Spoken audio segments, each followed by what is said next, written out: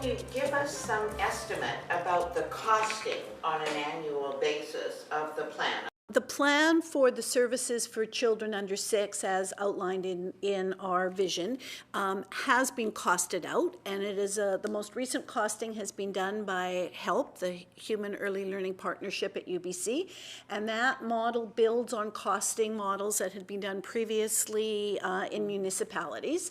And the HELP costing model projects that the services for children under 6 will cost an additional $1.5 billion annually. We are not embarrassed about putting that number out there. We think every penny is worth it. That is a costing model that you saw reflected in the presentation that is based on a parent fee of $10 a day for full-time, $7 for part-time, and no fee for families with incomes under $40,000. It is based on an average wage of $25 an hour plus 20% benefits for early childhood educators, and it is based on significant numbers of children from, probably 2 years old and up, accessing a full or part-time space, and on additional funding to support successful inclusion.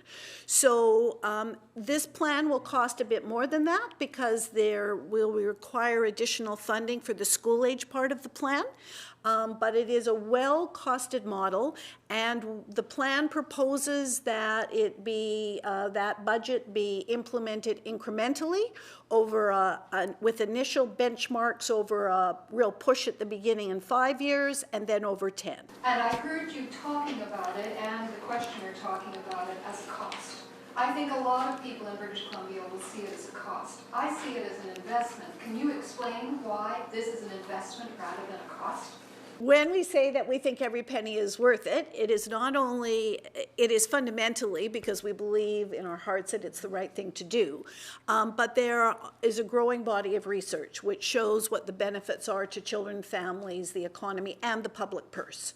So recent work out of the Human Early Learning Partnership indicates that this kind of a plan within a strong family policy would have an immediate return for government of about $400 to $500 million, both through the increased tax paid by 17,000 projected mothers who would enter or be able to stay in the labor force after they have children, by the increased taxation and spending power of well-paid early childhood educators, and by the savings to business who would no longer have the costs of having to recruit and retrain people because parents are unable to stay in the labor force.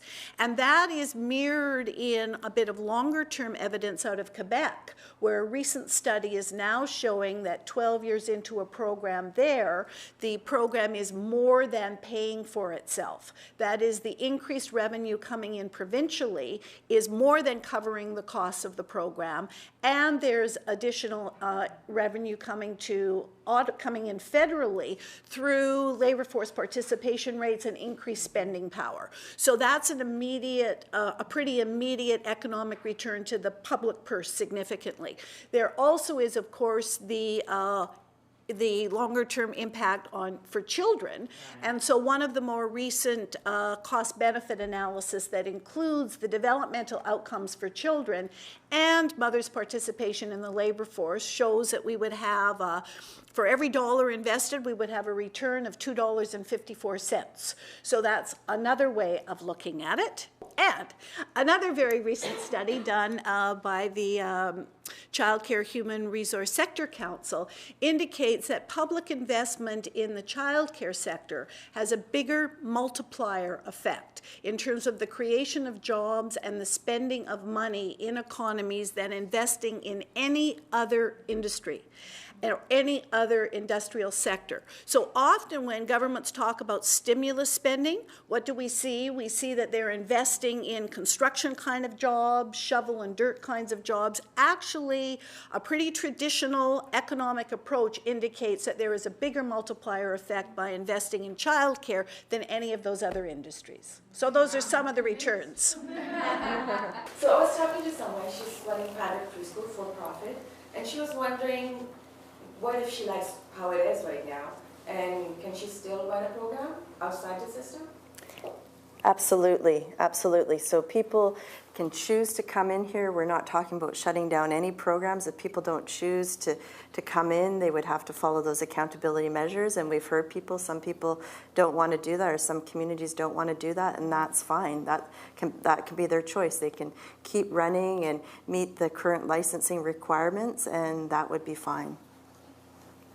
They would not, however, receive the new funding that is tied to the new accountability measures.